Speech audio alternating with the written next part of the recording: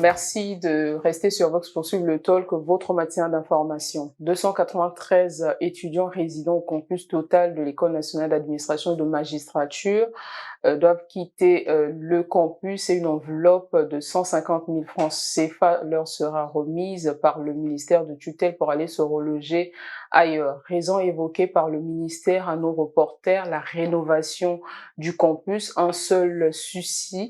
Ces étudiants jugent le délai de déménagement très court et la composition de la liste qui ne tient compte que des étudiants inscrits à l'université à partir de 2020 injuste. Pour en parler sur ce plateau, trois invités. Crépin Kéousso, président de l'association Initiative pour la conscience citoyenne. Vous êtes également, je le rappelle, ancien président de l'ULECO. Ancien vice-président national de l'ULECO, qui est l'Union libre des élèves et étudiants du Congo. Face à vous, Génie Lefoba, CEO de l'ICABO Groupe International. Bonjour, la société civile donc. Bonjour Génie, bienvenue sur le plateau du talk. Juste à côté de Crépin Kéousso, Chris Gondounou, membre du conseil consultatif de la jeunesse. Bonjour Chris et bienvenue sur le plateau. Bonjour, merci. Avant de parler de cette situation des étudiants de l'ENAM, parlons d'abord de la rentrée scolaire à partir d'octobre prochain. Plus de modèles de tenue différents pour les élèves du Congo, l'uniformisation de la tenue scolaire pour les élèves du cycle préscolaire, primaire et secondaire, décidée par les deux ministères de l'enseignement pour régler le problème de désordre dans la couture des tenues scolaires au niveau de nos écoles. Suivez ce reportage réalisé par Vox TV. À quelques semaines de la reprise des cours, les couturiers s'attellent dans la confection des tenues scolaires selon le modèle édité par le gouvernement du cycle primaire au cycle secondaire premier et deuxième degré dans les établissements scolaires tant généraux que techniques. Dans les ateliers, les couturiers s'emploient à exécuter leurs tâches dans le dessein de respecter les délais prescrits pour le retrait de ces tenues. Je suis à la maison de couture parce qu'il m'avait donné rendez-vous aujourd'hui pour récupérer les tenues qu'il est en train de coudre pour ma fille. Comme l'État avait dit, donc on doit respecter la loi. Je suis venu coudre la tenue avec 2 épaulettes et 2 poches. Il m'avait donné rendez-vous aujourd'hui. Vu qu'on est proche de la rentrée, donc comme j'avais un peu de temps disponible, je suis passé pour le voir et puis récupérer. Pour respecter les dispositions prises par les pouvoirs publics concernant la tenue scolaire, ces couturiers sont parfois obligés de rappeler à certains parents les modèles à confectionner. Souvent, c'est à nous d'expliquer aux parents d'élèves comment ça se passe. Parce qu'il y a beaucoup qui n'ont pas eu à regarder la télé, il y a beaucoup qui n'ont pas eu l'idée sur ça. Pas au prix qu'on donne, que les parents boudent un peu, mais ça a l'air d'aller. Avec les rabats et 2 galons ici, ça nous prend aussi du temps. Mais on est obligé de le faire. Quand les enfants arrivent déposer leur tenue, ils sont en train d'expliquer. Moi-même, j'avais suivi à la télé, donc je vais faire exactement. Parfois, il y a d'autres qui veulent changer. J'ai dit non, on vous a dit de me faire ça, fait exactement. Parce que vous confectionnez notre modèle. Arrivé là-bas, si on vous chasse, les parents vont encore dépenser plus. Si dans certains ateliers, la confection des tenues répond au modèle exigé par l'exécutif, d'autres par contre, faute de moyens, sont obligés de modifier les anciennes tenues. On n'a pas eu beaucoup de tenues ici, là, donc vraiment c'est un peu difficile. Souvent, on reçoit seulement les anciennes tenues. Arrangez-nous les épaulettes, les poches rabats, mais sinon, les nouvelles tenues, non. La confection des tenues scolaires dans les ateliers de couture est encore au ralenti. Les couturiers espèrent qu'avant la fin du mois de septembre, les parents viendront déposer les tissus de leurs enfants. L'uniformisation de la tenue scolaire qui touche le cycle primaire, préscolaire et secondaire, technique et le lycée technique et le lycée général. Est-ce que, Crépin Kéousso, je m'adresse à vous, est-ce que cela va régler un problème? Parce qu'il y a quand même des années, on assistait à un désordre des élèves qui allaient à l'école avec n'importe quel type de modèle de tenue à l'école. Merci pour la parole accordée. Je pense que lorsqu'on parle de l'uniformisation, on a eu juste à changer parce que l'uniformisation existait déjà bel et bien. C'est juste recadrer en fait la tenue en milieu, s'il faut dire, en milieu technique, au lycée technique professionnel, parce que à l'époque, l'enseignement général aussi est concerné, parce que à l'époque où l'actuel Premier ministre, qui fut ministre de l'enseignement, et l'ancien ministre de l'enseignement technique, donc j'ai cité M. Nick Fila, en commun accord, ils avaient eu à diviser. Donc, il fallait que l'enseignement technique ait sa propre tenue pour essayer de différencier les choses, et puis peut-être plus loin pour essayer un peu de distinguer les élèves qui font parfois du désordre en milieu scolaire. Donc, pour moi, je trouve que c'est quelque chose qui existait, mais là aussi, je vois plus loin pour dire que malgré qu'on a eu à harmoniser encore ces tenues au niveau du milieu scolaire, en mon humble avis, je suis un peu confus, parce que dès lors que on arrive au collège, c'est la même tenue, vous allez au lycée, c'est la même tenue quasiment, vous allez vous trouver que même celui qui est au collège ou celle qui est au lycée, pour les filles ou encore comme les garçons, il y a une confusion. Parce que si peut-être on a eu à uniformiser ces tenues, peut-être de l'optique de lutter peut-être contre la délinquance en milieu, incivisme, tout ça. Oui. Mais pour moi, je trouve que il y a encore un problème là-dedans. Parce que lequel? Le problème, il s'agit de la confusion. Parce que moi, je suis au collège. La confusion. Parce que au niveau du cycle. Pourquoi? C'est-à-dire, je suis au collège, je porte la même tenue, la même couleur que les élèves qui sont au lycée, par exemple. Mais je peux quitter là où je suis, je peux aller faire intrusion dans quelques cycles. C'est vrai que l'uniformisation aujourd'hui au niveau de la couleur au collège vont porter la même couleur que ceux du lycée, mais aussi au niveau du modèle de confection, même modèle pour tous les étudiants, pour tous les élèves. Pour tous les élèves. Il n'y a pas de problème. Le modèle existait bien avant. Mais sauf qu'il y avait eu un désordre qui était installé au niveau des différentes écoles. C'était aussi par les écoles. Mais dans quelle mesure, justement, Crépin, pour passer la parole à Jenny rapidement, dans quelle mesure cette uniformisation de la tenue scolaire peut-elle lutter contre l'incivisme au milieu scolaire? Bon, la tenue, en fait, je voudrais ici revenir sur le décret qui a été publié par le Premier ministre, son article 8. Et qui parlerait de la suspension des cartes scolaires et non pas des cartes scolaires, des macarons. Voilà. En fait, ils vont instaurer le système des cartes d'identification unique pour les élèves, mais je pense que c'est tout un processus. Parce que aujourd'hui, pour éradiquer tout cela, normalement, il devait donner d'abord la probabilité aux différentes écoles d'avoir d'abord les macarons. Le macaron aussi, ça permet d'identifier l'enfant qu'il est dans telle ou telle école. Effectivement, mais puisque le décret déjà abroge le cas précis, donc il n'y aura pas de macaron.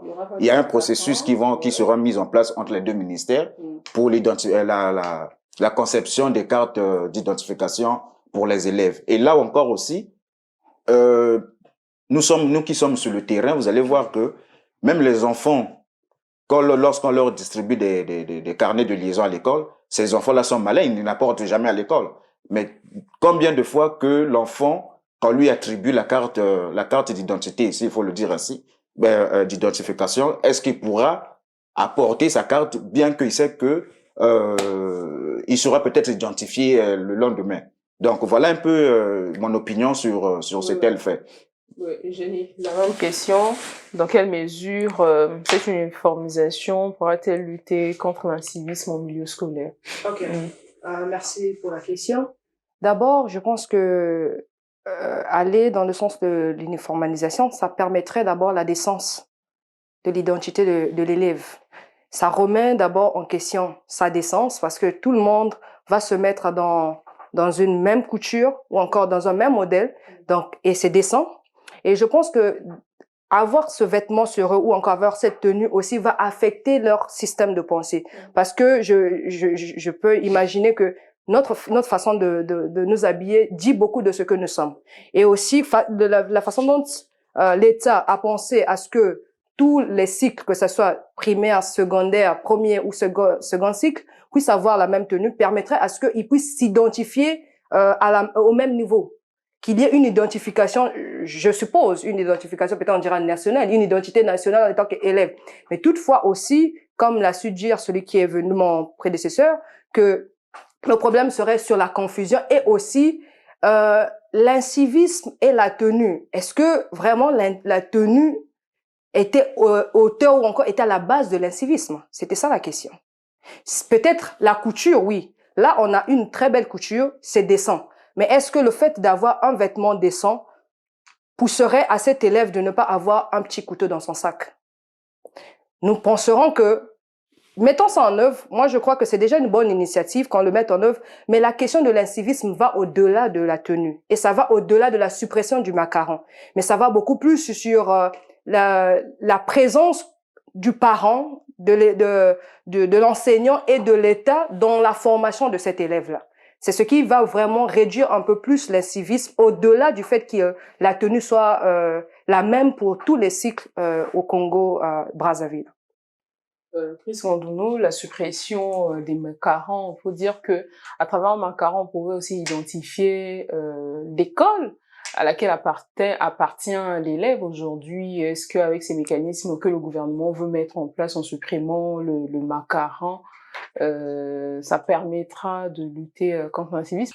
Bien, moi je pense que d'emblée, il faut dire que ce décret apporte des réponses pertinentes aux nombreuses questions que la société congolaise se pose et l'école congolaise en particulier se pose et continue à se poser aujourd'hui. Pourquoi? Primo, il y a le problème de l'accoutrement.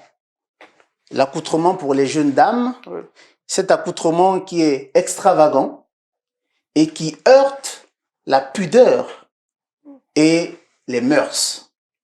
Donc, ce décret a déjà prévu les épaulettes, les rabats et un accoutrement déjà pour encadrer les accoutrements non réglementés. Et pour les hommes, il y a des élèves qui avaient un accoutrement qui frise le voyoutisme. Ce qui fait que nous arrivons tantôt à la délinquance, à la violence en milieu scolaire. La mémoire est peut-être fugace, mais il vous souviendra qu'il y a une décennie, nous avons eu la même tenue, mais qu'est-ce qui se passait? Les élèves de l'enseignement général comme technique s'intrusaient dans les établissements scolaires pour perturber les cours.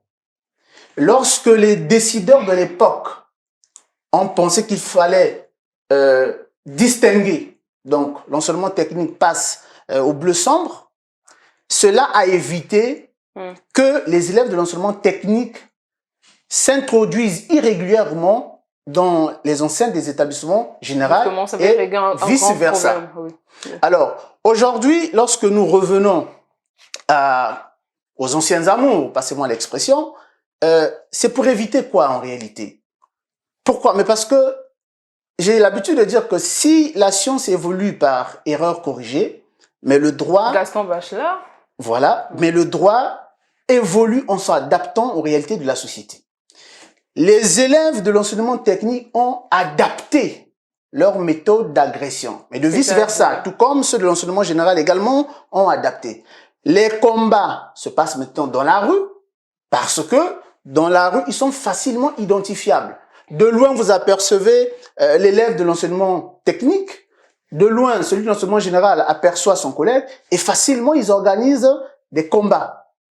Mais justement, Chris, justement, dans vos propos, d'ailleurs, vous avez évoqué quelque chose de très important. Ça permettait l'intrusion des élèves de l'enseignement général ou technique dans les établissements. Mais c'est vrai que ça règle le problème à l'extérieur des établissements. Mais est-ce qu'à l'intérieur des établissements, ça ne réinstalle pas le problème aujourd'hui? Pas vraiment, parce que tout à l'heure, mon producteur a souligné le fait qu'il y aura des cartes scolaires.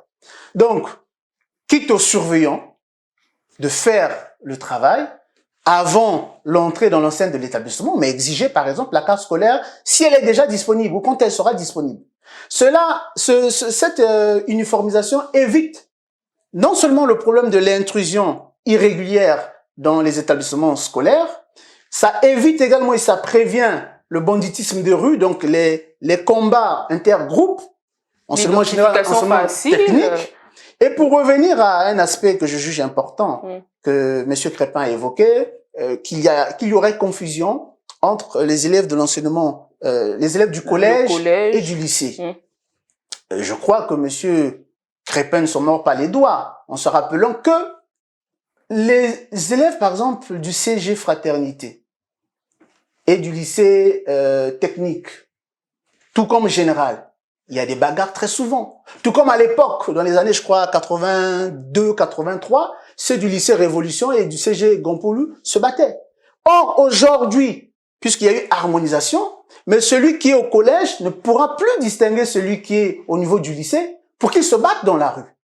Donc, ce décret vient mettre fin à ce combat parce que la caractéristique d'identification. Ça règle pas le problème partiellement. C'est vrai qu'au niveau, à l'extérieur. Non, à l'extérieur déjà, oui, le problème est rassuré. Oui, à l'intérieur, je crois que la carte scolaire permettra de régler ce problème. Pourquoi? Parce que si les décideurs avaient maintenu les macarons, mais toujours avec les macarons, ils pouvaient s'identifier et les combats de rue, les rixes devaient continuer. Donc je crois que la carte scolaire pourrait régler le problème à l'intérieur des établissements scolaires. Merci beaucoup. C'est un sujet important. Je pense qu'on va consacrer tout un plateau talk pour regarder l'uniformisation et l'incivisme, l'uniformisation de la tenue scolaire et l'incivisme dans nos écoles. Merci à tous les trois pour vos interventions sur ce sujet.